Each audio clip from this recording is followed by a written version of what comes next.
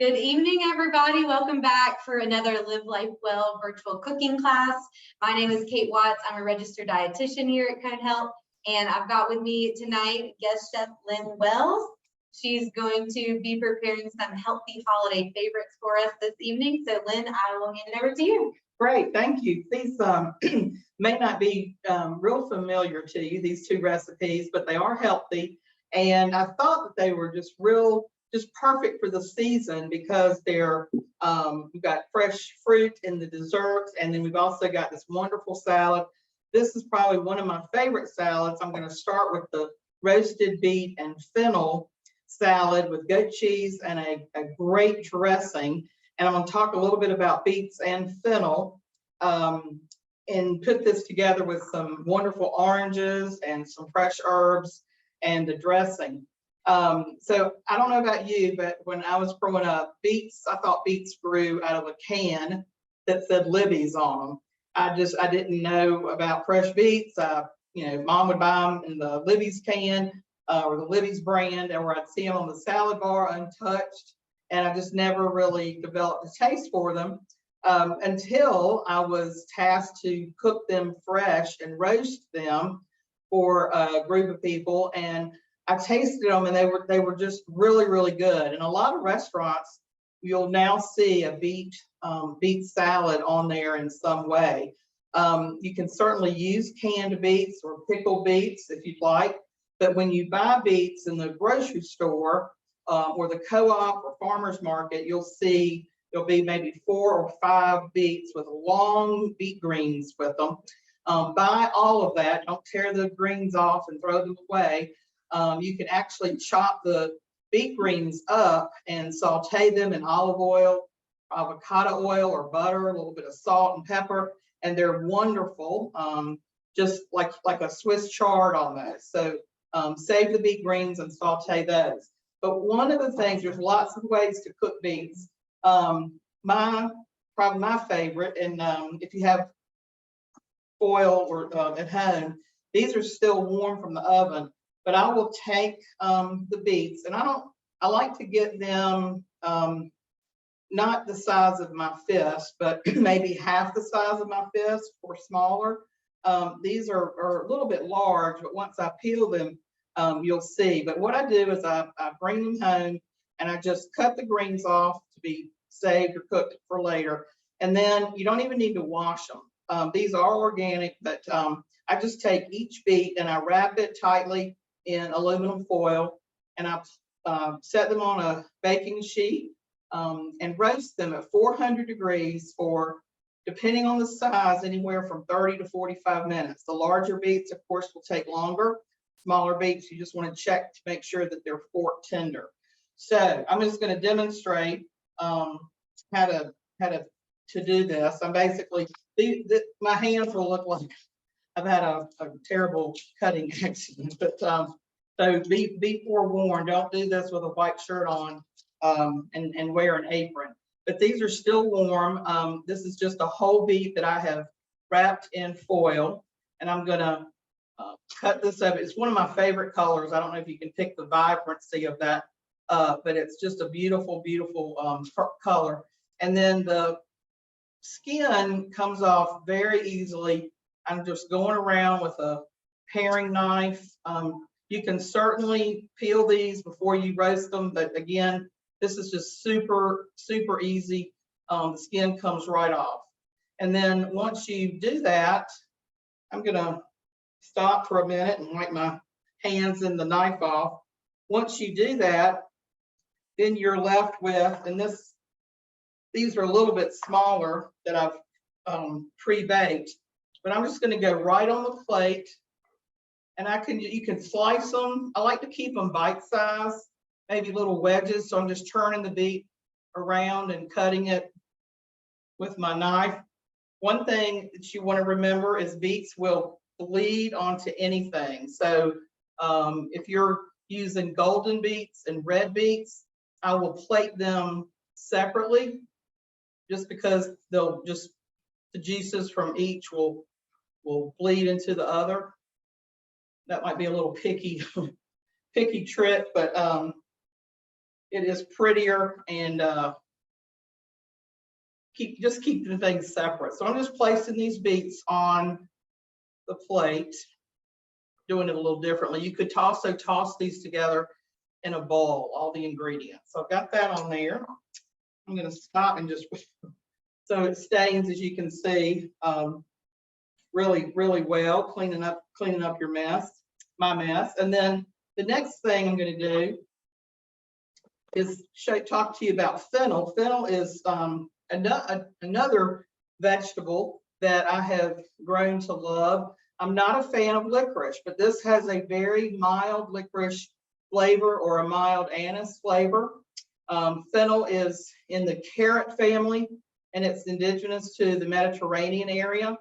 And you can find it year round. And what you want to do is you want to make sure that the bulb is firm to the touch.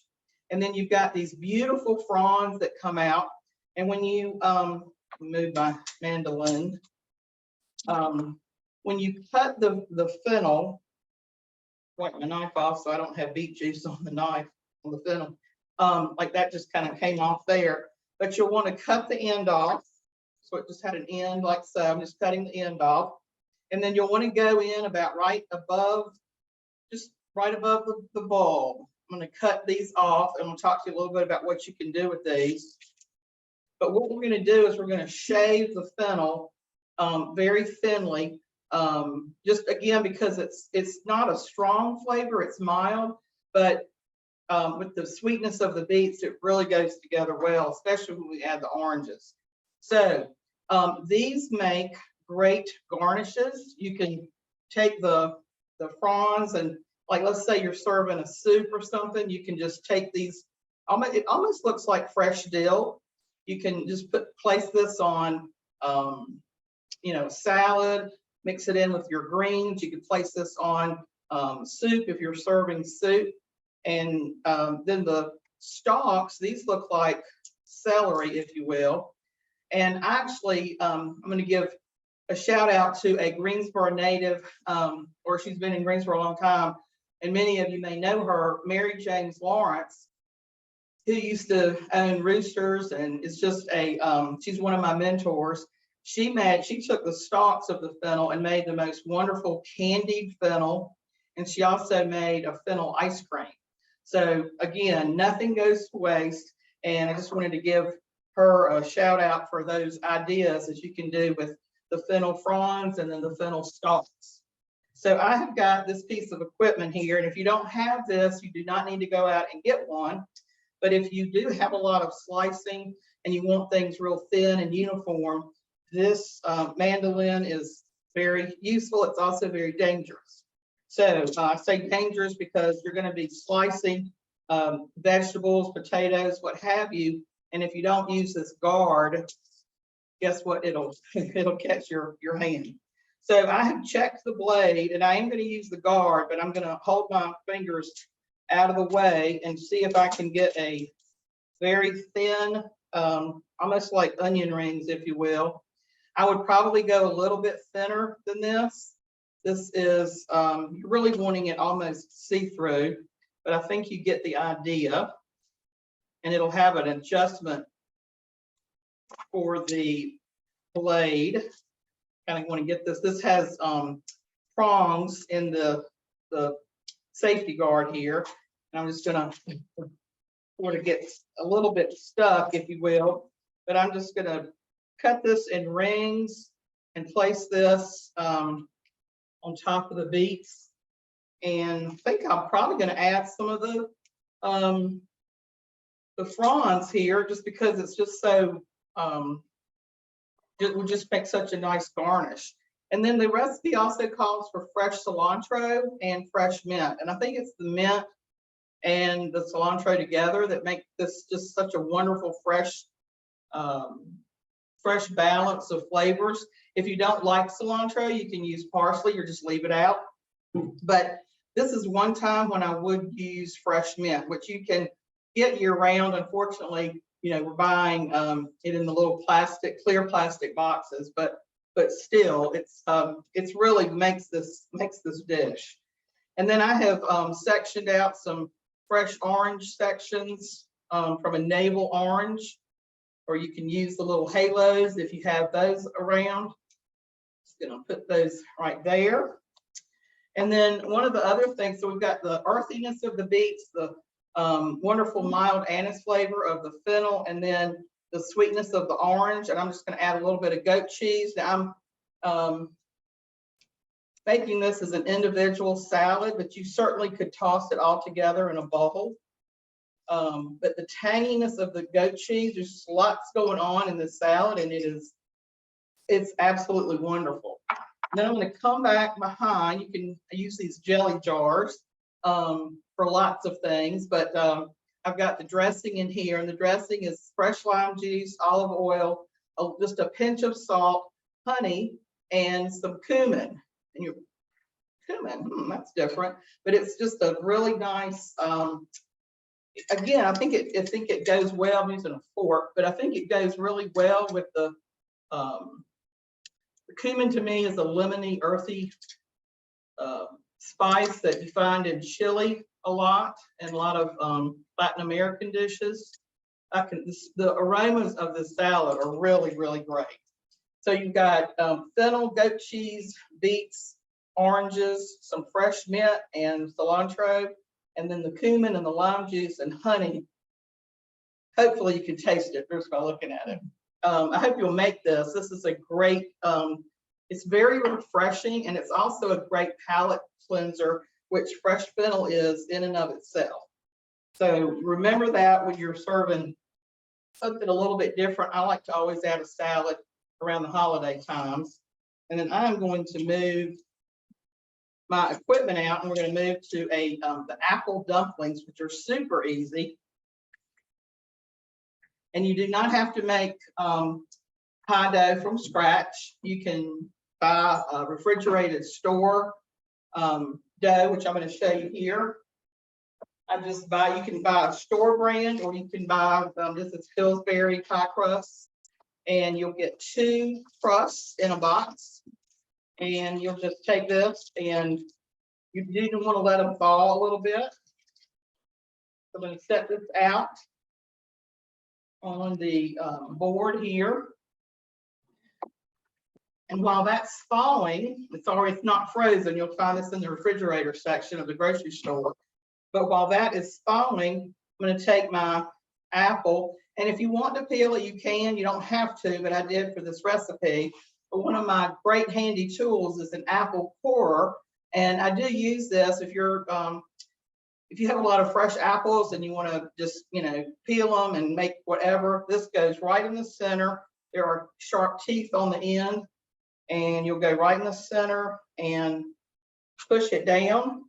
A little bit of muscle, and you just twist it, and then it has this lever, and the core will just pop right out. So now you have a hollow or a hole going all the way through the apple. And I'm not going to try to cut the apple peel all in one piece, but this was one of the early things I did as a kid. Mom would have us in the kitchen. It almost got to be a contest, see who could peel the apple without breaking it. And I think this also might have appeared on an Andy Griffith episode, if y'all remember that. So I've peeled the apple, and then I'm going to take this wonderful mixture. You've got the recipe of walnuts and cinnamon and butter and vanilla, golden raisins. I like golden raisins. They're just a nice surprise because people expect the dark raisins. And then I'm going to you'll take the apple and you'll stuff all of the goodies, the stuffing inside the apple. And then you'll take your dough, and this just unrolls right out. And I'm going to do it backwards because I like to let gravity take its course. So you just roll out this pie dough like so. And if you want, you can place the dough on a lightly floured surface so that you can get it to a rectangle shape, but you don't need to do that. I'm going to just cut this into 4ths down the middle and then across. And I've used 4 apples. I'm just gonna do this for demonstration, but pretend I've got the apple stuffed here. And then you'll take the pie dough and you'll just fold it up, just like you're wrapping a gift. Sure, y'all probably done that for Hanukkah or Christmas or your holiday coming up. And then you have a lovely, nice little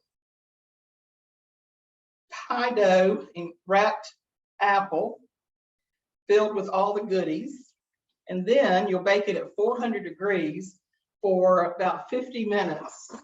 And you are, now the sugar in the mixture has caramelized. So it might be really dark, but it's caramelized, and you've got almost like a caramel, crunchy walnuts, and the sugar, brown sugar is in here, the raisins. And then to serve this, I might use a shallow bowl, and we'll take one out, butter the pan really well.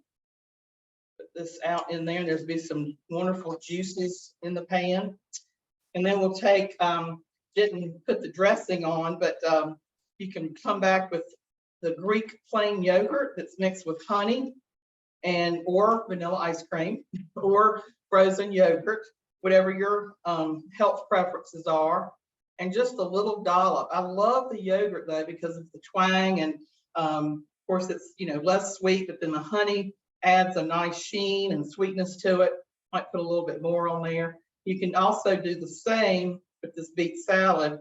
Put a little bit on there. It goes so well with that lime and honey and cumin dressing. So there you have it, a really simple dessert that will be great at the holiday time. You can have these also for breakfast.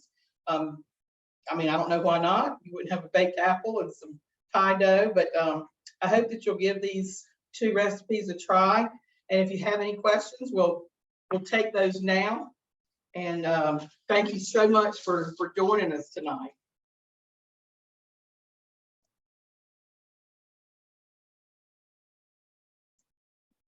Thank you so much, Lynn. This looks wonderful. Can't wait to try it.